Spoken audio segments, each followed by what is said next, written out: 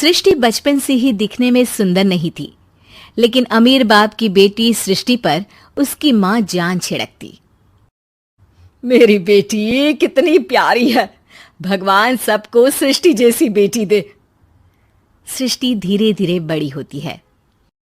एक दिन सृष्टि की सहेली कहती है, तू दिखने में कितनी अजीब सी है, लेकिन मैं जानती हूँ हम सब में सबसे अच्छी शादी तो तेरी ही होगी। तेरे पापा अमीर जो हैं। और बता नहीं सकते यार, दहेज तो हर कोई देता है, ये क्या ज्यादा ले जाएगी अपने पति के लिए? अरे बड़े शहर में कोठी है इसके पापा की। अरे पापा की है ना, कौन सी इसकी है? इसकी होती तब तो कोई भी लड़का इससे शादी कर लेता। अरे पापा की मतलब पापा की है तो मेरी ही है ना? किसने कहा? अब तेरी तो तब होगी ना जब तेरा भाई ना हो। वैसे भी शादी के बाद सारी प्रॉपर्टी भाई के नाम होती है। सृष्टि समझ जाती है कि उसे किसी भी हालत में माँ बाप की सारी प्रॉपर्टी को अपने नाम करना है, लेकिन कैसे? एक दिन सृष्टि का भाई शीनू कहता है, बहन क्या कर रही है? तुझसे एक बात करनी है। अरे हाँ हाँ करना, मैं तो तेरी बहन हूँ। बहन मेरी लाइफ में ना एक लड़की है, बहुत अच्छी है।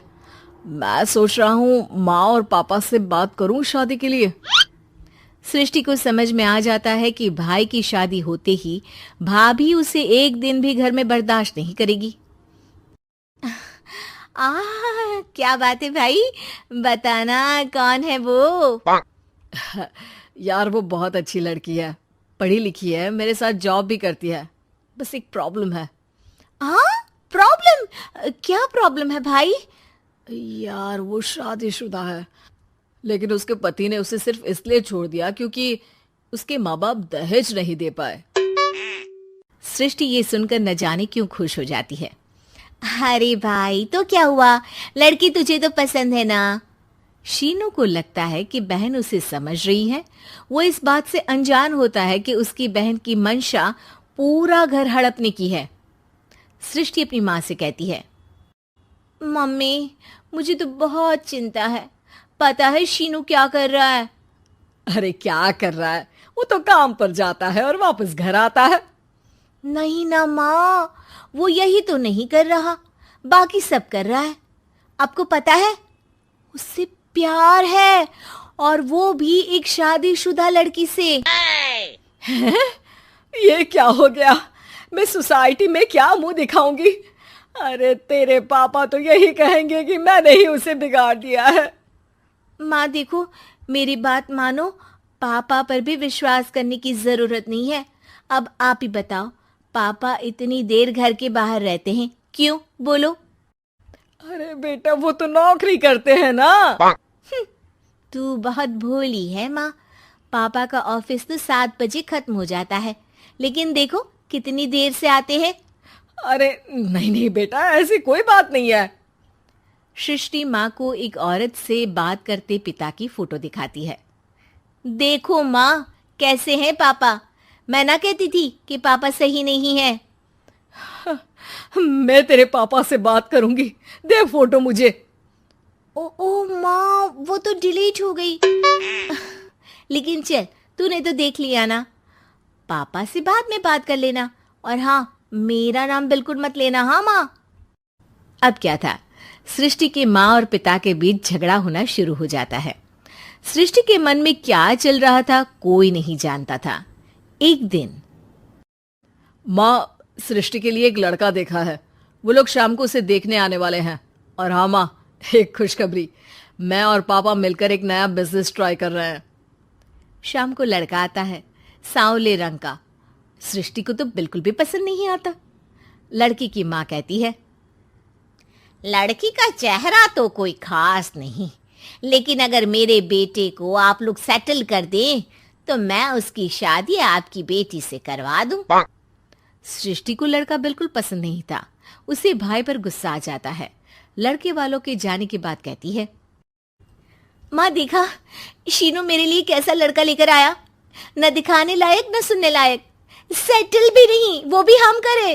अरे माँ, मैं जानती हूँ ये मेरी शादी किसी भी घर में क्यों करवाना चाहता है। अरे कैसी बात कर रही है बहन, तूने तो देखा ना, लड़के को मैंने ही मना कर दिया तुझसे शादी के लिए।